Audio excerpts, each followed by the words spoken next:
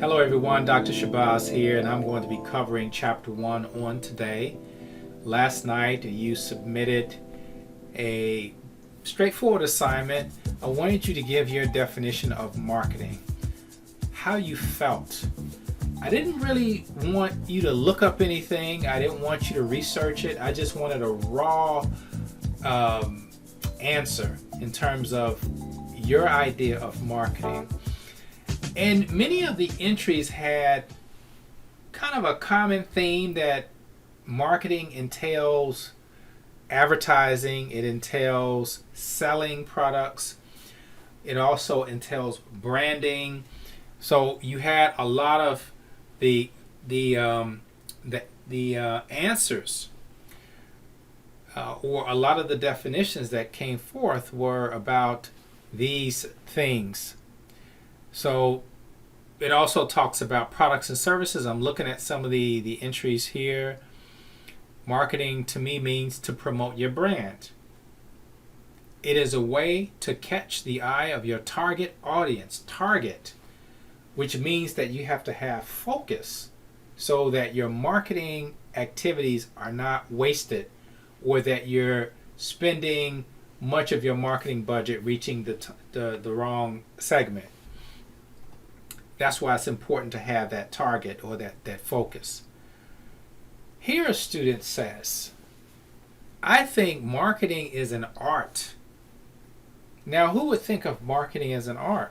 Well, if you look at marketing closely enough, you will see the artistic nature of what marketing is. You know, the whole flow, and you're basically telling a story. So it's a flow of a story. And that story may last 15 seconds, 30 seconds, it may last a minute. Probably no more than a minute. Because you don't want to have too much information in your marketing message because it might get misconstrued or people may get confused.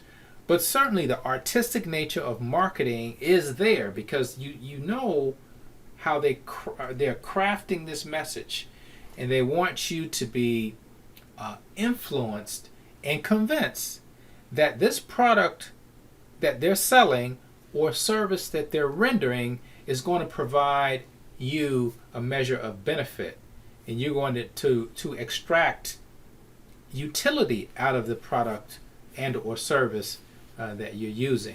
So certainly you need to have some artistic abilities in order to attract. And some commercials and ads are very creative, and they're able to draw you in. And one of the key things when you're talking about marketing is to make your message memorable. To make your message memorable. What are some other concepts here? Continuous marketing is a continuous process of implementing and evaluating activities designed to satisfy a target audience. There's that word target again. Satisfaction, value, these are things that are very much a part of what marketing is. Marketing is creating ideas or advertisement to help promote an item or grab the customer's attention, which is reinforcing what I just said. So some of you gave quite a bit of detail. I'm looking at one here that was very thorough. It was extremely detailed in terms of the explanation of marketing, and certainly you all hit all of the right words, the right concepts when you talk about this idea of marketing. The process of learning is not limited to just the textbook. We'll have articles, and I like to show a lot of videos as well. And so let's get started talking about Chapter 1. We're going to look at marketing. We've talked enough about defining what marketing is, but I will say to you that marketing has a lot of different aspects. And while I will refer you to the book gives you a definition of marketing, and I'll give you the page number in a minute. But you will merely have to understand the concept of marketing, I'm not going to make you memorize the definition, but you should have a good understanding as to what marketing is. I will read you the definition. On page 4, it defines marketing as the activity, set of institutions, and processes for creating, communicating, delivering, and exchanging offerings that have value for customers, clients, partners, and society at large. So that is the general definition. The AMA definition, the American Marketing Association definition, and so it talks about activity or a process, something happening. It also talks about these those participating in an exchange. So marketing is about exchanges. It's about, you have a buyer and seller. You have to have at least two, a buyer and seller. There can be more than one buyer, of course. There can be more than one seller in a market. You all remember economics, where you have the supply and demand, you have an aggregate demand, you have all of these different buyers that are after all of these different products by all of these different sellers. And so you have these markets of buyers and sellers, and they are exchanging. And in some instances, it's not necessarily exchanging money for a particular product or service. It may be exchanging something else. Maybe it's a digital currency. Maybe it's you're trading something. You have all kinds of websites out here.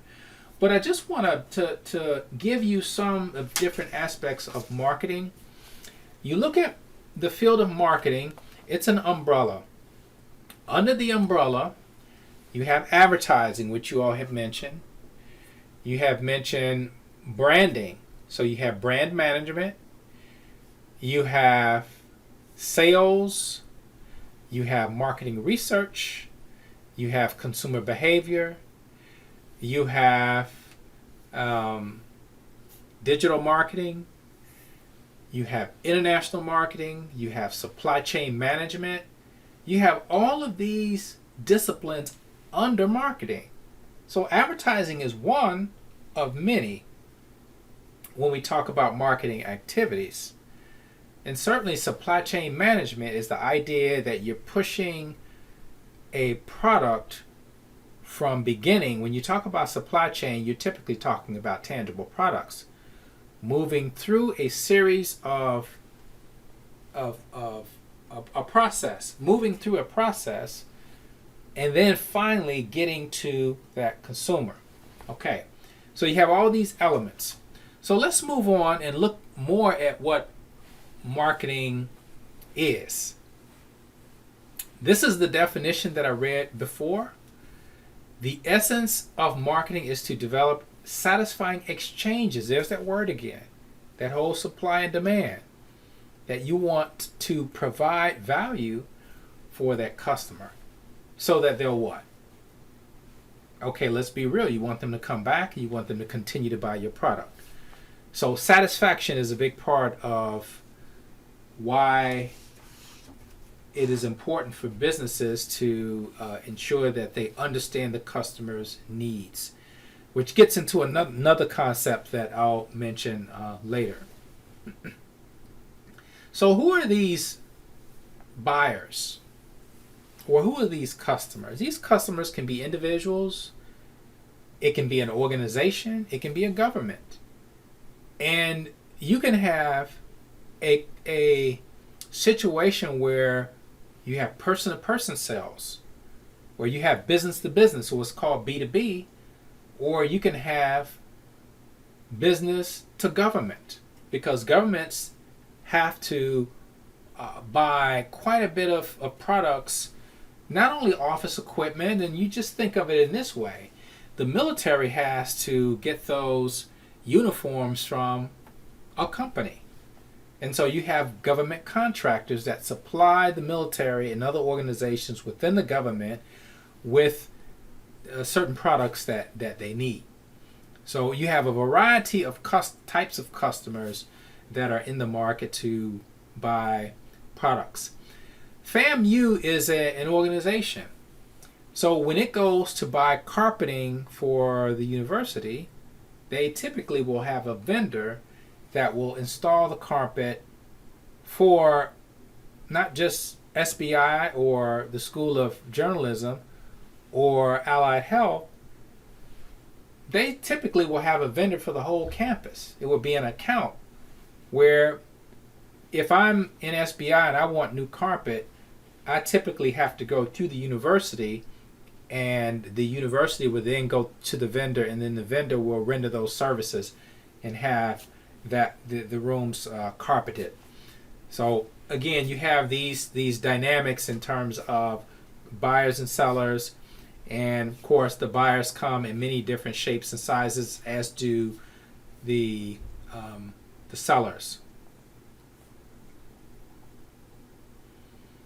So here you have the 4 P's. I talked about in the first class last Tuesday, and you also notice where is the 4th P, because you're looking at product, you're looking at price, promotion. Where's place? There is no place.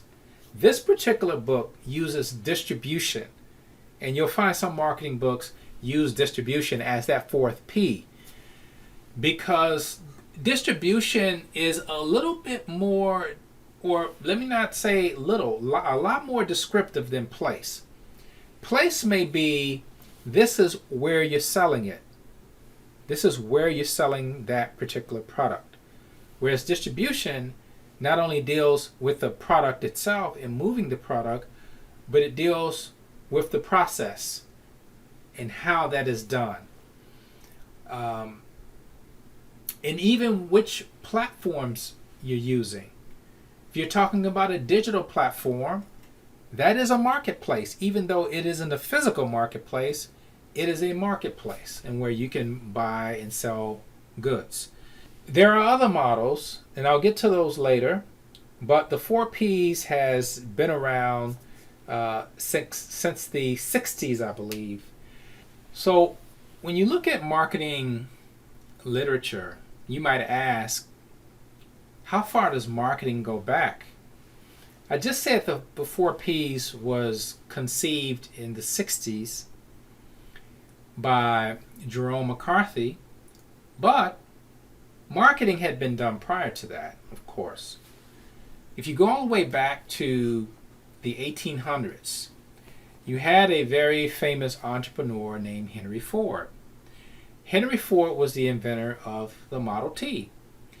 And he had a very funny saying that you can get a Model T in any color as long as it's black. And Henry Ford was the pioneer of the assembly line.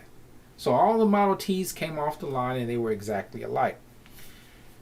And with the Model T, the way he marketed the Model T was a 1-page ad, and this 1-page ad was filled with text. And you would read paragraph after paragraph of all of the detail of the Model T. That's the way things were done in the late 19th century, early 20th century, when people were buying these. So here we have the 4 Ps of marketing. Now you may ask, where's the 4 Ps? Didn't you tell me it was place? Where's place? Well, place isn't in this book. Many authors choose how they're going to present a concept. And Pride and Ferrell decided that they were going to do place instead of distribution. And why might they have done that? Well, my belief is they use distribution because it's a lot more descriptive than place. Place may be construed as where you actually buy the product. Distribution is a lot more comprehensive than just where you buy the product. It may be not only where you buy the product, but what is the entire process of you getting that product. Where is it located? Now you don't necessarily have to go to a physical place to get your products. You can order your products from many different locations, international locations. I can't tell you that on Amazon, when I order something, it comes back and it has Chinese labels on it. And I know that this product comes from China because I can see the authenticity in the label.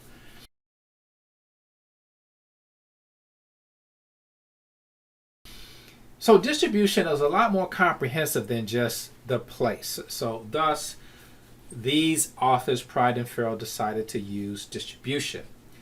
But be that as it may, I want you to know that place makes up the 4 P's. Now the 4 P's was a concept that was conceived by Jerome McCarthy in the 60s. But marketing had existed before that, long before that. More specifically, in the early 20th century, you had Henry Ford, who was the founder of the Ford Motor Company, obviously, and the inventor of the Model T.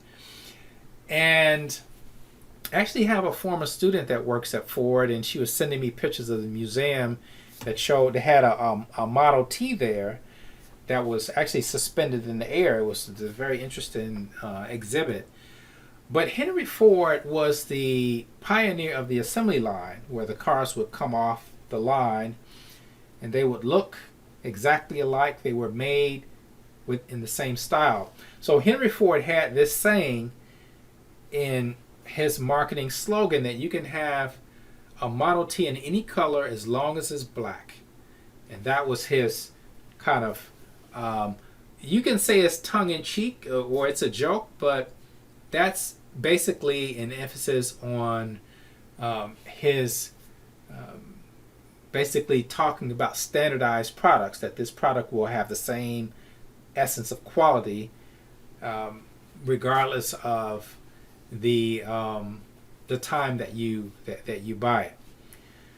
So looking at this 4P model, and you see the customer in the middle. Customer is always in the middle. The customer is always at the core, and they say the customer is king. The customer is king. They also say the customer is always right, but I don't know about that one. I don't know if I would go that far, but I understand the logic that if you're an entrepreneur, you're to serve the customer and you're to provide them with satisfaction. That's understood. But you all know as well as I do, you go into a store and this customer gets into an argument and words are exchanged, and then they start cussing each other out, or the customer cusses the store tenant out, and you would think that, okay, is the customer really right there? Of course.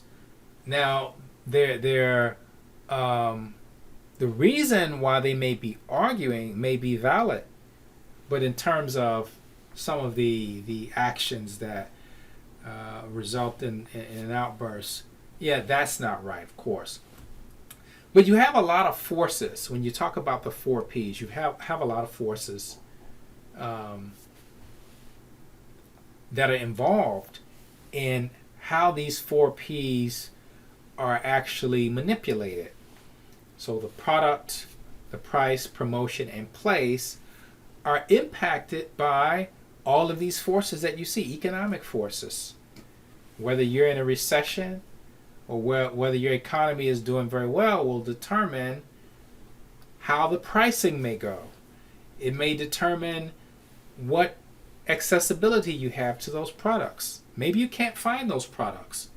Maybe you have to go online and order them from Amazon, which is what a lot of people are doing now because of the COVID crisis, the COVID pandemic.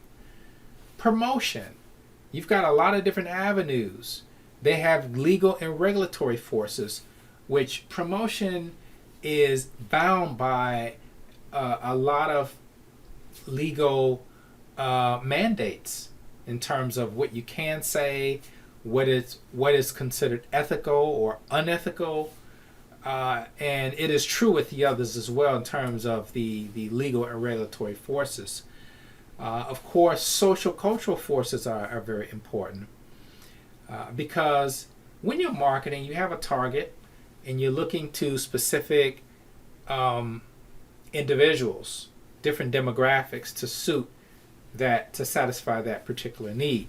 So you have all of these forces that impact how these 4Ps are manipulated to satisfy the customer, which is at the core.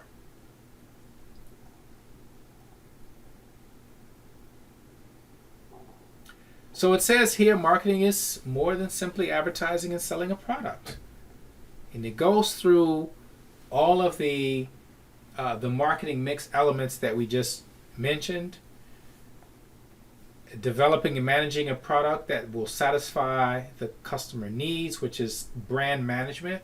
Promoting it, making it available in the right place. Pricing the product at an acceptable level for buyers. And of course, that is self-correcting, because if the price is too high, you end up with surplus. If it's too low, you end up with a shortage because of price elasticity. You all may have had that in economics. So you have all these elements that are involved in the marketing process. It's more than just advertising and selling products. What else? There is a limit to how much these variables can be controlled.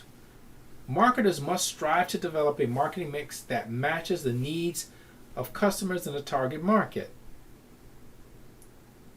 Constantly monitor the competition and adapt their products, distribution decisions, promotion, pricing to foster long-term success. I remember when online business was just sprouting and people were scared to death. I taught an e-business class that I created years ago, and to be specific, it was the year 2000 that I created an e-business course. And I used to poll the class and ask them, how many of you shop online? Now bear in mind, this was the early part of e-commerce, and in some classes, nobody would raise their hand. And I would say, why don't you shop online? They would say, well, it's not safe. Somebody might get my credit card number. I don't want to give my personal information on a website. And that was the concern then. Nowadays, people do it and you know, they're perfectly fine with it. They don't have a problem with shopping online. But the whole idea of collecting data and making sure that your customer is satisfied results in hopefully a repeat buyer or a loyal customer. We get into brand loyalty much later.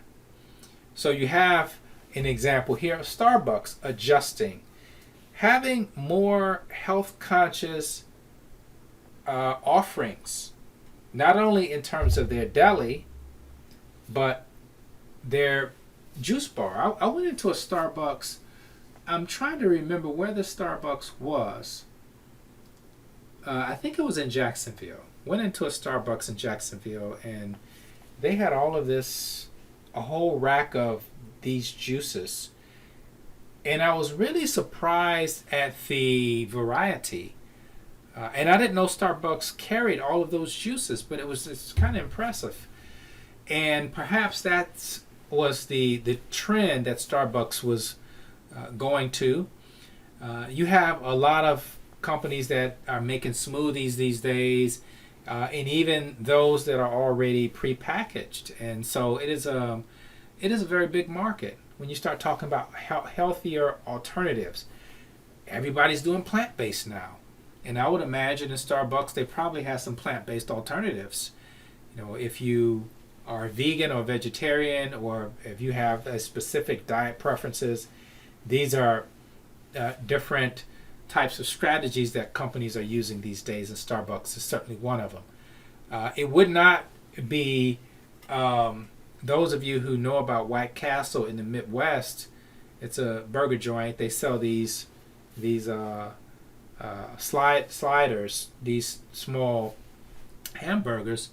Well, they have a vegan option. You can go and get you a vegan White Castle burger. Now, those of you in the Midwest would say that's got to be an oxymoron. You can't have a vegan White Castle, because White Castle is known to be this very popular way of eating by the sack. They say buy them by the sack. We would go buy, you would get about 10 of them in a bag, and there were these small burgers, and that was just what you did. But now, they're moving into other markets as well. So thinking about Starbucks is also looking at markets overseas. And I would be remiss as a global business professor if I didn't mention Starbucks' expansion overseas. Back in 2017, they constructed a Starbucks, launched and opened a Starbucks in Shanghai, China, which at that time was the largest in the world. Since then, in 2019, Chicago has overtaken them as the largest Starbucks. But I just want you to see this video. It's only about 1 minute long, and you'll see what Starbucks is doing in a tea drinking country.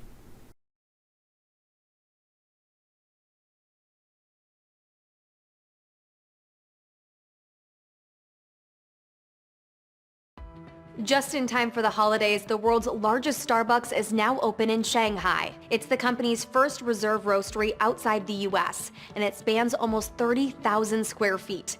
It's got a pretty huge menu too, featuring more than 100 beverages and over 80 food items. China is a major market for the coffee giant. Its CEO for China told CNBC a new Starbucks location opens in the country every 15 hours, and the company plans to have more than 5,000 stores in the country by 2021. But the roastery in Shanghai won't hold the title of largest Starbucks for too long. In 2019, the company plans to open a reserve roastery in Chicago that will cover 43,000 square feet.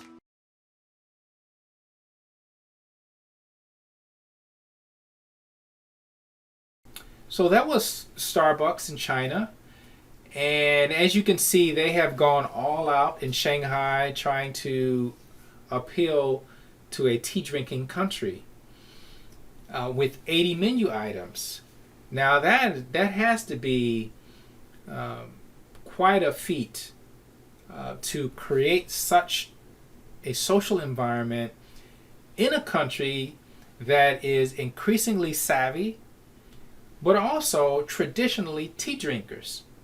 So that's a very interesting market entry strategy to appeal to a different segment, a different consumer base. Now, I did see something else about Starbucks. It wasn't positive. It was during COVID. They were closing half of their stores in China due to the coronavirus, and that's been happening everywhere. You have a lot of businesses closing, some temporarily and some permanently, which is very unfortunate.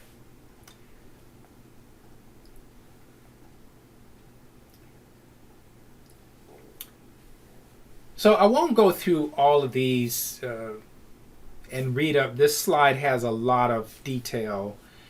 And if you ever give presentations, you don't want to have this much on the slide. These are slides from the publishing company, and certainly they cover the material in some detail, but even this is a bit much.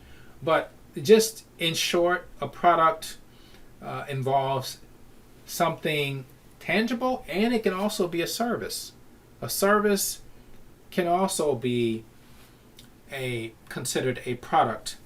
Those of you who are on Spotify, and there's a very interesting video about Spotify that I showed in my multinational marketing class, and it was talking about these individuals who were deaf, and they obviously could not listen to music, but they were fitted with these implants. You all probably have seen deaf people wear these implants that magnifies, the surrounding environment.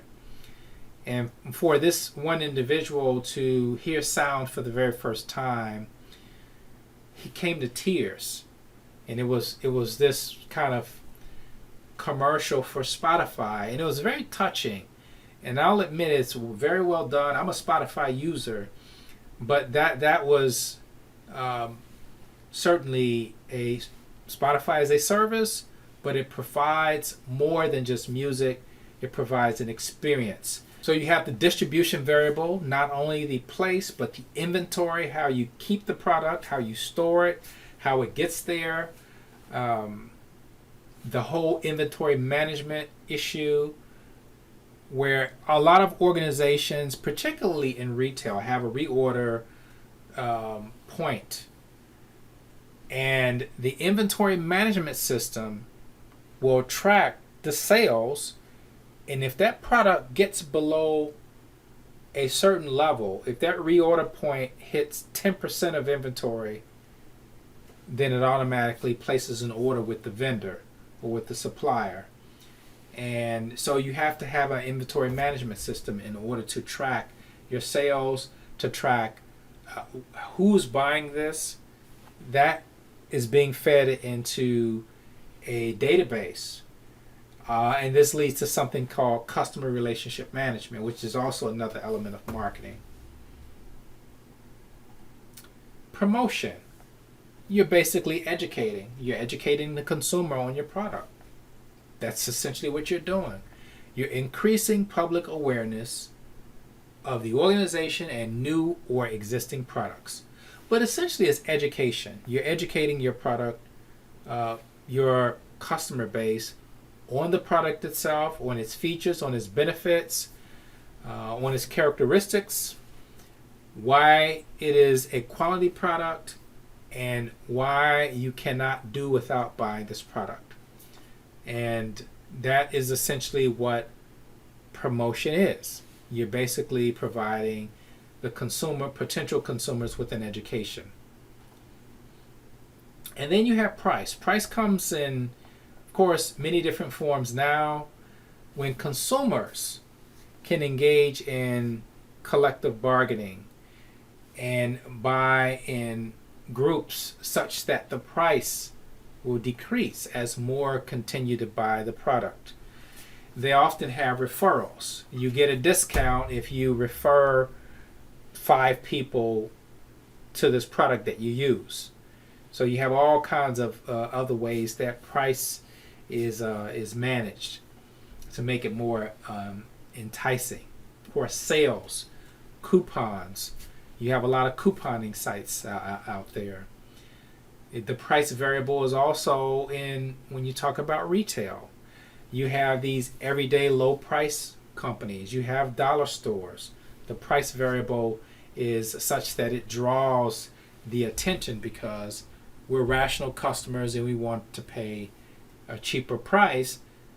If it is, we're assuming that product is going to provide us with the utility that we want.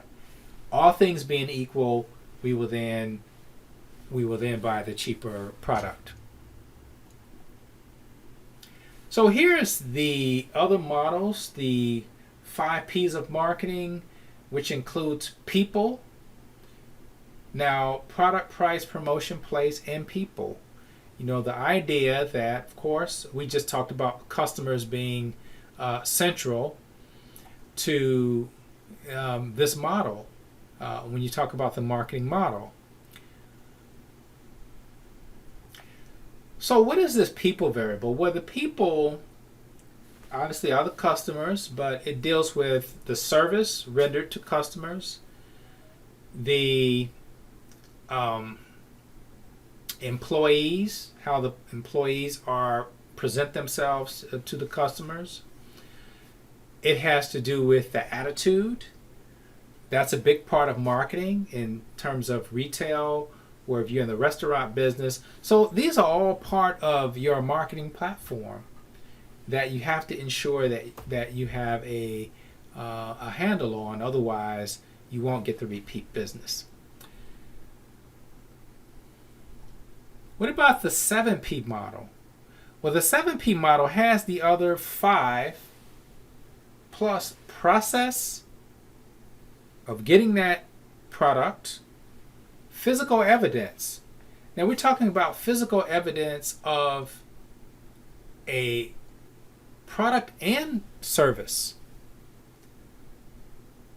Because, for example, if you go to the barbershop or the beautician, you are not getting a tangible product. You're getting the service has been rendered.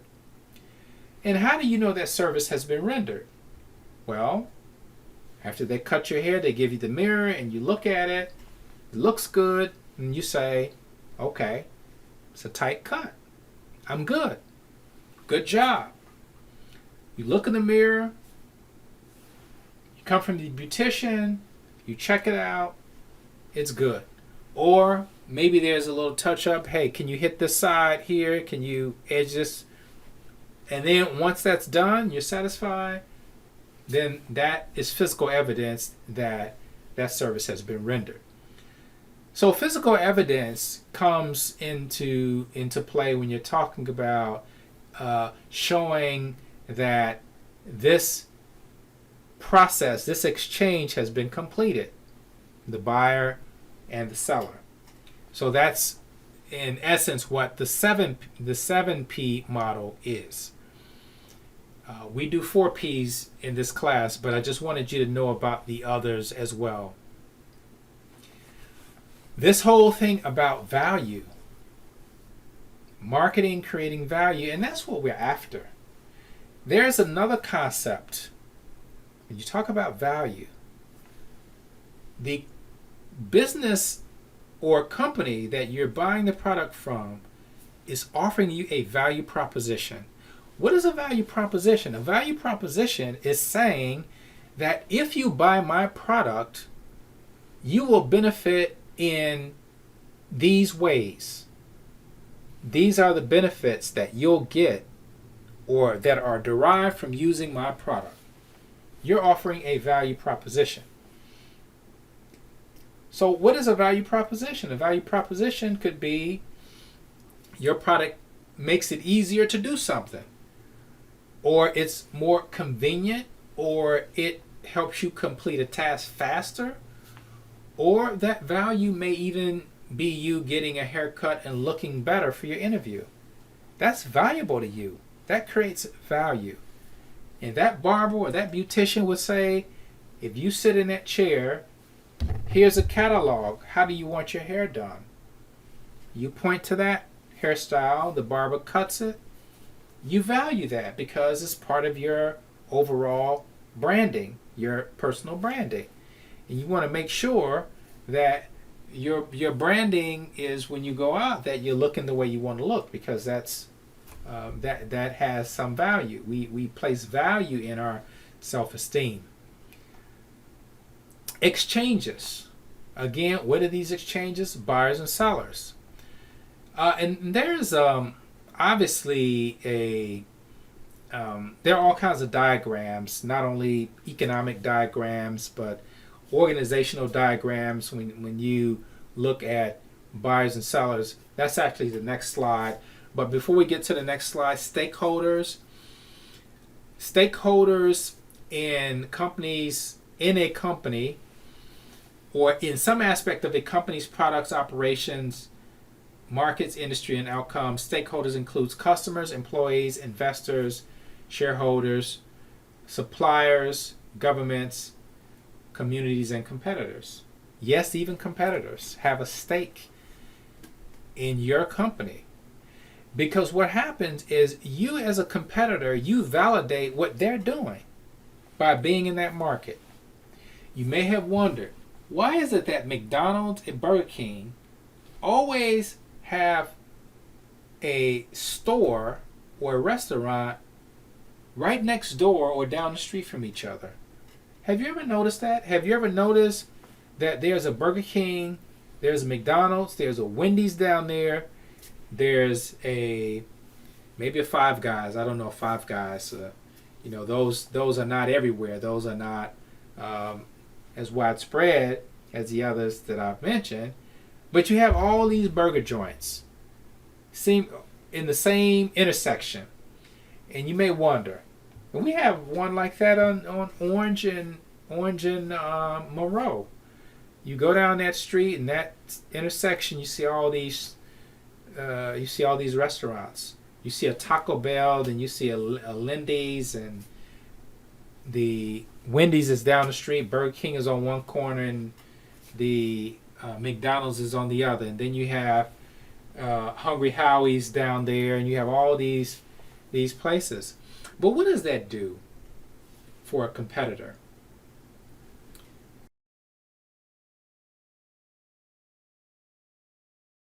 It legitimizes the market, but it also creates a village for hamburgers. And then one day, customer may say, okay, I'm not feeling McDonald's today. Let me go to Burger King and see what they're doing. Or let me go to Wendy's. When I was a boy growing up in Chicago, we used to sometimes you have time on your hands, so we would go to Burger King, get the hamburger, because it had a unique taste to it. Go to McDonald's and get the fries, go to Wendy's and get the Frosty. In the same day, we would do that because we could say, okay, this is the best of the best. And so when you have this kind of village, all of these companies benefit. They benefit in a way because it creates this traffic that's coming in. So even competitors are stakeholders.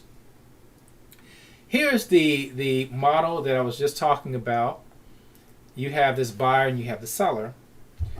The seller has something of value that they're making available. The buyer has also something of value, which is either in the form of credit, cash, or providing labor for what is being rendered.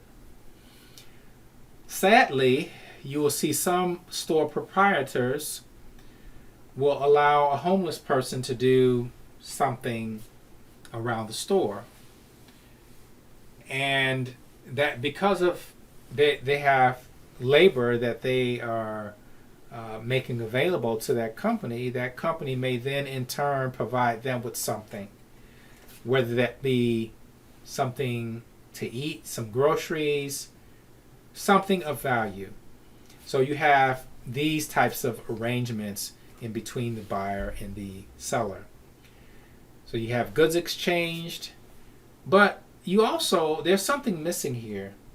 You have a feedback loop from the buyer to the seller.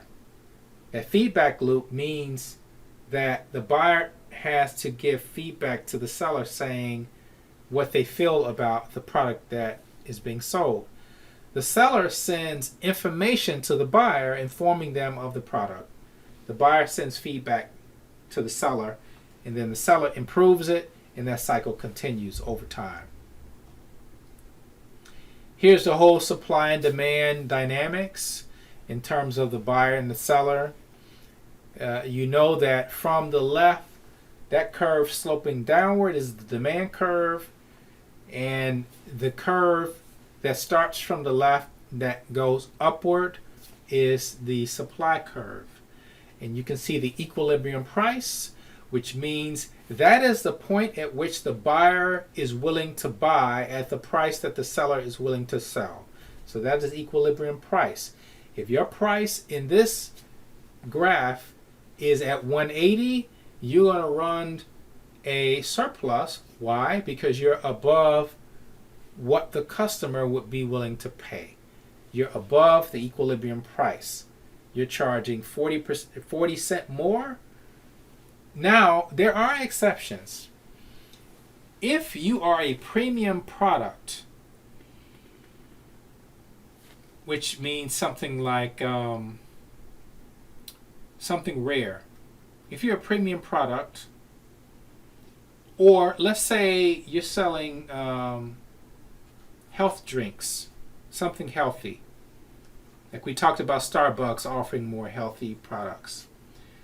But let's say that you're offering an organic fruit drink, and it's got all kinds of healthy ingredients. It's got spirulina in it. It's got all kinds of fruits and vegetables to make you healthy, and they say it's organic. Now, you may be able to charge a bit more for that product because there are benefits associated with organic products.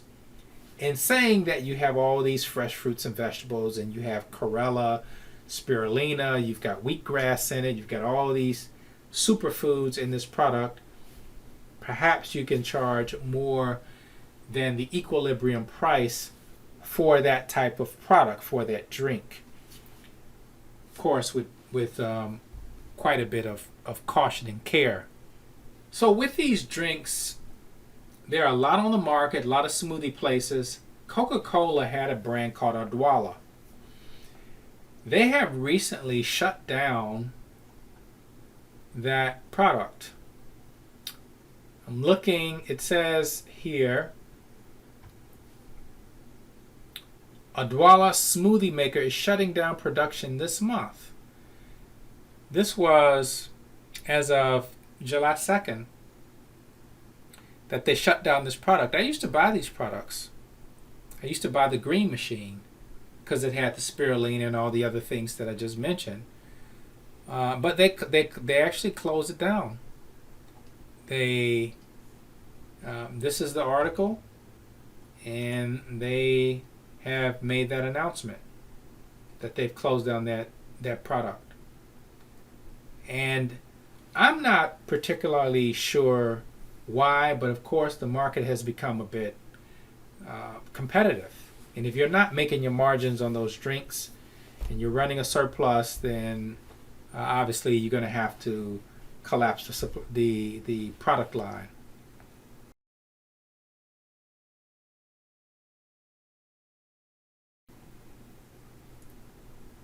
Marketing occurs in a dynamic environment. We know that you have to make adjustments because of those forces that we mentioned earlier, that they mentioned here in terms of that the marketing environment.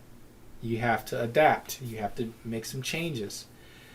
A lot of companies, fast food companies now, I mentioned White Castle, but most of them have plant-based alternatives because they realize there's a market for it. And they're providing these alternatives so that they can get that segment of healthier, those who are more health conscious.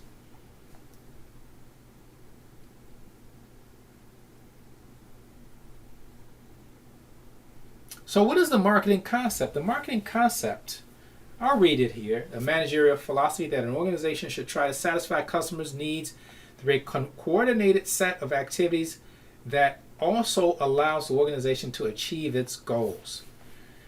Now, I'll say it in another way. You basically want to know what it is that consumer wants, what they desire. And then you go about producing that product to specification. And that has been a concept that has been prevalent. But now even that's changed. Some say, okay, people don't really know what they want. Sometimes you have to tell them, you have to show them things, and then they'll make up their mind. So you certainly have a lot of changes occurring when you talk about these concepts of what people want or what they need.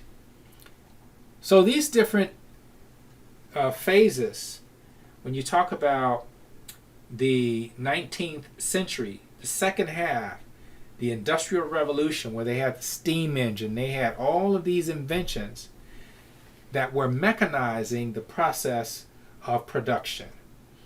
And this took place in the late 19th century. And so we're talking about the second half, 1850 to 1899. You had all of these inventions. Some of the inventions you may remember from your Black history would be those inventions that were patented by slaves, because they wanted to make their task easier. So they were very creative and very inventive at figuring out ways to do things a lot quicker and a lot less straining, in terms of their body. So that really, when you talk about the steam engine, and we look at it now, we say, oh, that's nothing. But then, this was prior to, or this was after people were using horse-drawn carriages. Imagine that. And before cars became prevalent. So then we get to the first half of the 20th century.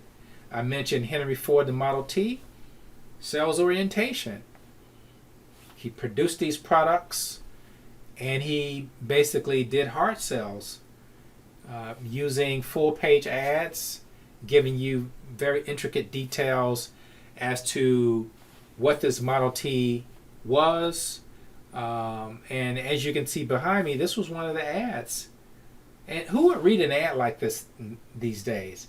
I mean, you can barely get people to read at all. People are not reading like they used to. So an ad like this, and come on, who's going to read that? But in the early 1900s, 1908, when the first Model T rolled off the lot, people wanted to know what they were getting because it wasn't like everybody could afford a car. The cars were brand new, and so only the wealthy could afford that. So they wanted the information to be very detailed. Market orientation, mid 20th century. We're talking about the 50s, which relied heavily on when you talk about targeting. In the 1950s, it was a very prosperous time in the U.S., generally speaking. Not particularly talking about the African American community because there were still problems there. But when you start looking at demographics, you start hearing things about the white picket fence in the house with the 2 kids and a dog. So you had these demographics that were drawn, and these families were targeted. Certain types of products, whether they be household products or whether they be products for decorating the house or educational products. This was a market orientation because now you're seeking to look at specific demographics.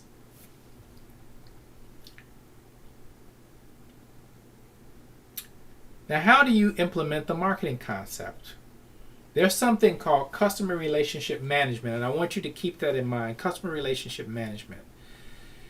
You want to look at a customer over a period of time, and you want to learn as much about them as possible. If you're able to do that, then you're able to cater to their needs, and that's when we get into database management.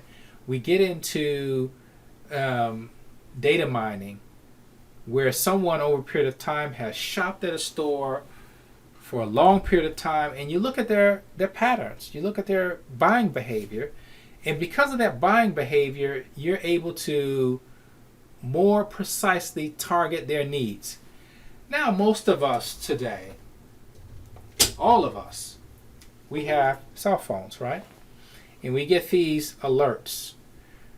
Depending on how you have your cell phone set up, it will give you these suggestions based upon your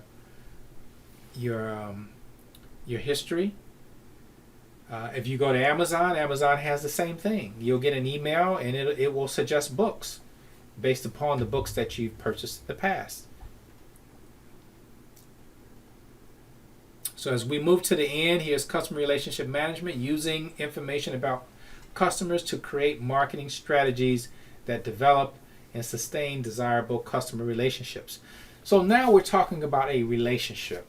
And most of what business is now being boiled down to relationships. How you make a person feel. How you get that person's loyalty. And loyalty has a lot of embedded feelings. And when you're really loyal to someone, that means you have deeper feelings. When you're really loyal to a brand, you have deep feelings about it. Some of you all are brand loyal to Apple because, for whatever reason, the value proposition that you have received over time. has made you to brand loyal. And so you get into this idea of relationship marketing. Hopefully you've got something out of this lecture. We will be dealing with Chapter 1.